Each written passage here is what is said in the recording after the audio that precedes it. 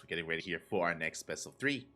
It's going to be a PvP here as we load in to Hecate. And spawning in the bottom left-hand corner, we have our Danish Protoss player, the red Protoss representing Storm Gaming.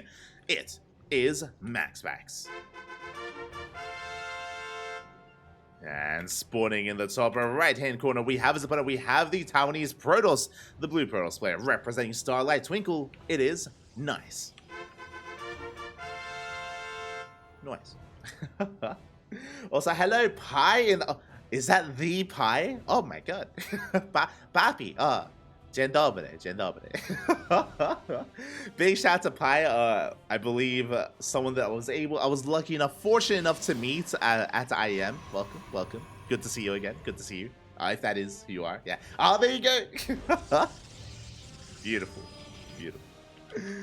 As we're easing our way into this PvP, and I love what Nice is doing here. Okay, so if you're familiar with MaxPax, you would already know this, but quickly going over it, MaxPax is going for a gate expand on the low ground. He does this on almost every single map out there.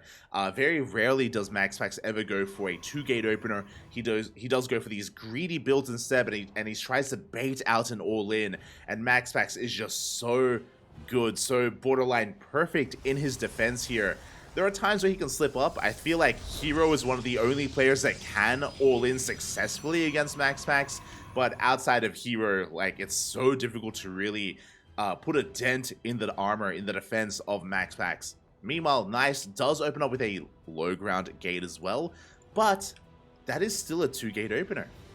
Okay, so Nice still has a 1-base all-in available to him. We do have a probe scout coming in from MaxPax. He does see the low ground gateway. He does confirm, and MaxPax does get eyes on the cybercore and the second gateway as well. He's aware of the 2-gate opener, and Nice does have a proxy set up across the map.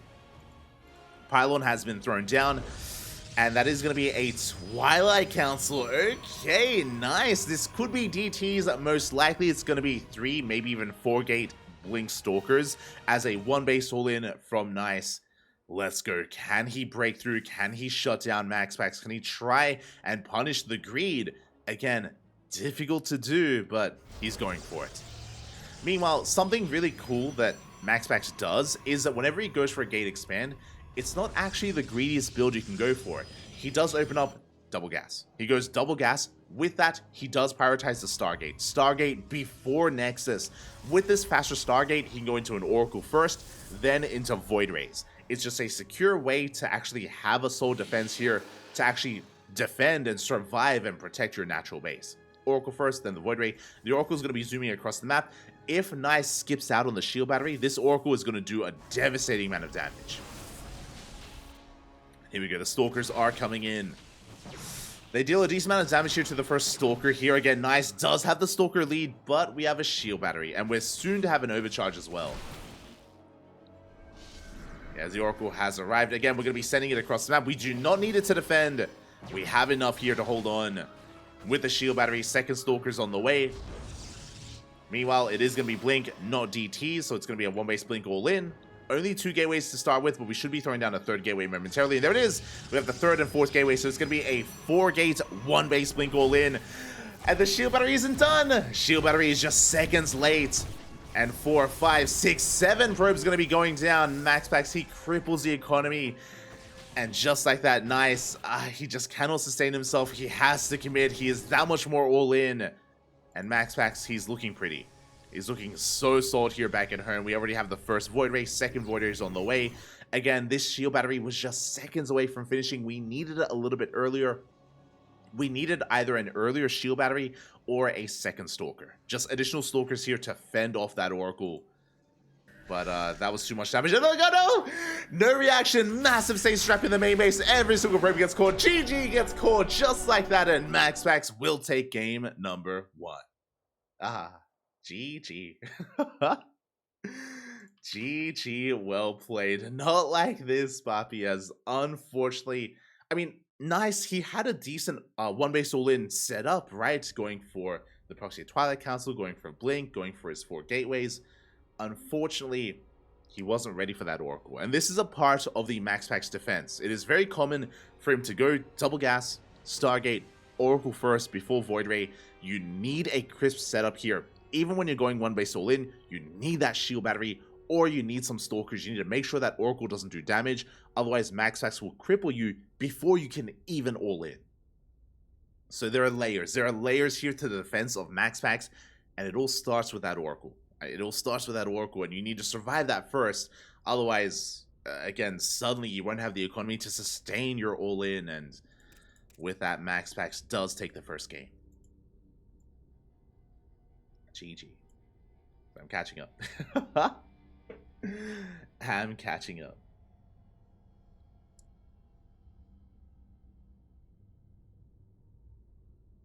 Oh, hello, Alex. Hello. Oh no, we're following each other. We're stalking each other. Aye, aye, aye.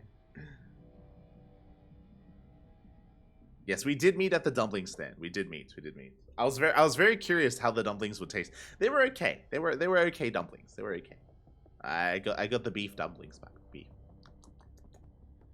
I was really curious what the Polish take on dumplings would be. I'll be honest. Throughout the weekend, I had the food truck burritos, and I had the food truck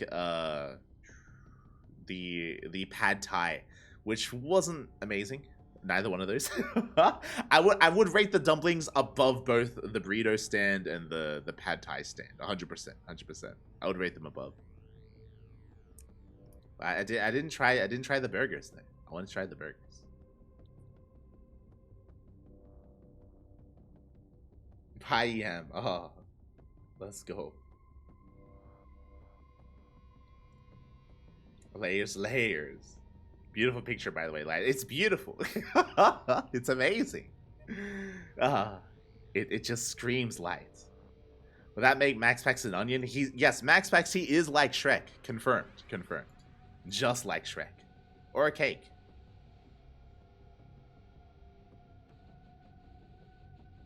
Last time I fell for it because Light switched from moving pick to this, and I thought my stream froze. Oh.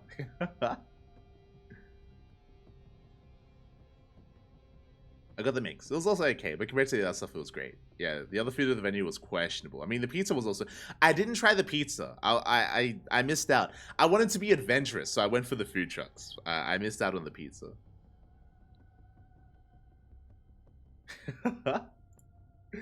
Alright, here we go. We're getting ready for game number 2. Game number 2 going to be taking place here on Oceanborn. Again, MaxPax having a solid defense, a solid, clean game in game number 1. We'll see how Nice adapts to MaxPax and what he brings to the table in game number 2. And the cake, how does the guava taste for you? Oh, we might have that tonight. Yesterday we were sleeping. We were sleeping, Sinisto. We were sleeping. But we will try the guava. We'll try it. And here we go. Spawning in the bottom right-hand corner of Oceanborn, we have our red Protoss player. From the land of Denmark, representing Storm Gaming, leading the series 1-0, it is MaxPax. And spawning in the top left-hand corner, we have his opponent, we have the blue Protoss, representing Starlight Twinkle from the land of Taiwan. It is Nice.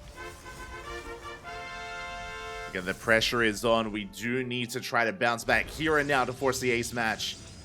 And can Nice pull this off, as he is going for a gate on the high ground this time. We're not playing around with a low ground gate expand setup.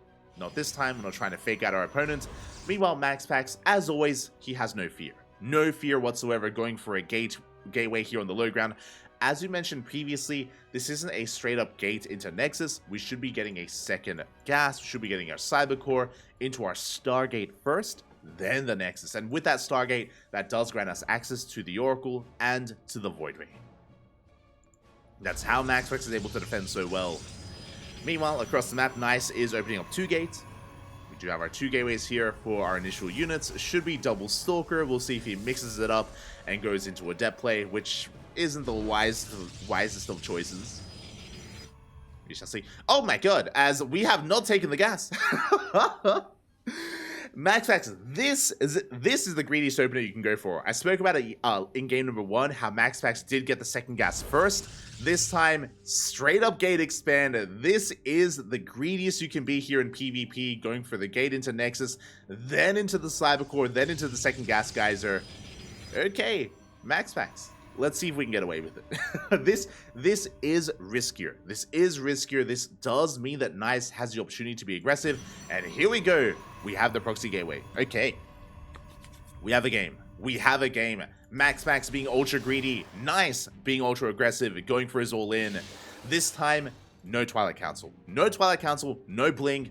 MaxPax opting to go for a Robo instead. Looking at his vision, he has not scouted. He has not seen the proxy yet, but he has seen both gases. Probe is coming back, and we'll see if MaxPax can come across that proxy location. Again, it could be anything. It could be another Blink Stalker based all-in. It could be a proxy Robos, proxy Stargate, proxy Gateway as well. MaxPax, he does come across the gateway in the end. He's aware of the positioning, at least, of the proxy, of the pylon. Oh, and he's looking to chase down that probe. Will force it back. Behind this, we have the Robo safely tucked away in the main base for immortal production. And we're making 3 Stalkers at a time. 4th gateway on the way, so it's going to be a 1 base, 4 gate all in. This is going to hit faster compared to last game. We don't have to wait for Blink. We don't have to wait for a Twilight Council.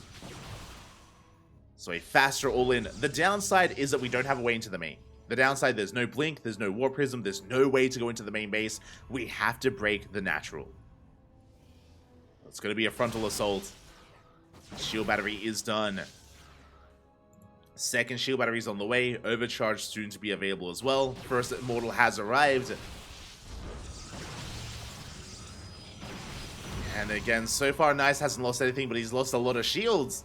Has to back off, has to respect the army here of MaxPax. 3rd, 4th shield battery on the way. And MaxPax, again, he correctly identified the kind of all-in it was, so he knows he doesn't need a shield battery in the main base. He knows he's safe. He knows he's safe, he knows he's sound. Decent force field. Can we catch the Immortal? There's so many shield batteries, though. Does refuse to go down. The Immortal just stands strong. And MaxPax is holding. Now, we did bleed out a couple of Stalkers already, unfortunately. The power of this all-in, we need to preserve these Stalkers. We have to babysit them, we have to hold on to them, and build up over time, and snowball out of control. Bleeding out 2 Stalkers, not the best start here for Nice. And these sentries, they have a lot of power behind them to force field and to try to lock in the army, but that's what the War Prism is for. We have the War Prism, we can juggle, we can micro. MaxPax essentially has Blink with his army. And here we go, Nice, he does push on forward, does try to focus down one of his Immortals. But good juggling so far nothing goes down. The Immortals are saved, Overcharge is popped as well. And MaxPax, he refuses to lose any one of his units. GG gets called, he holds on, he shuts down the all-in. And MaxPax will take the series 2-0. GG. GG, well played. Again, very clean defense there out of MaxPax, correctly identifying. This is the hard part, to be honest. Okay, so if you're in MaxPax's position, if he didn't scout that gateway, if he didn't know what was being proxied and what kind of all-in we would be seeing, then most likely MaxPax would have thrown down a shield battery in his main base, because he wouldn't have known if he needs to be ready for Blink or for Warp Prism, right? Like, he would have had to have split his attention between his bases and split his resources between his bases as well. But because he came across that 3rd gateway, because he correctly identified what kind of all-in it was, he could just focus on the natural. He could just, of course, focus his attention on those shield batteries, on his immortal production, on his prism. And yeah, he just defended beautifully. It was crazy.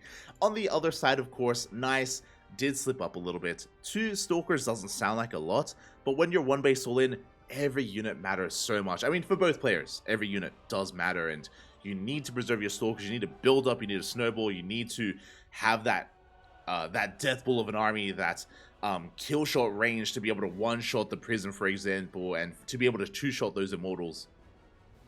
Fortunately, Nice did slip up a little bit and did bleed out some Stalkers, and again, that was just the first of the dominoes to fall in favor of MaxPax. GG, well played. Did take it here in the end. And MaxPax, he advances on to the Grand Finals. That was a semi-finals match, by the way. He moves on to the Grand Finals to face off against his next opponent. We are here to find out who exactly does he face off against.